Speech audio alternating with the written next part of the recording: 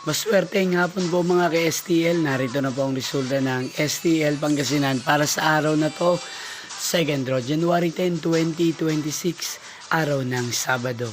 Naway ang mga natayaan niyo pong mga numero kanina ay manalo nawa ngayong hapong ito, 5 p.m. Kaya kunin niyo na po ang inyong mga ticket. Narito na po ang resulta.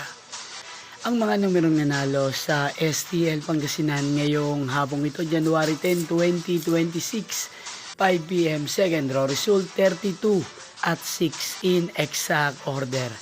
Again, 32 at 6. At ngayong hapong ito sa STL Pangasinan, natin pong i-shoutout si Kuya Patrick ng Pangasinan na araw-araw pong nanonood sa channel na to. Shoutout po sa inyo Kuya Patrick, sana po ay nasa maayos kayong kalagayan.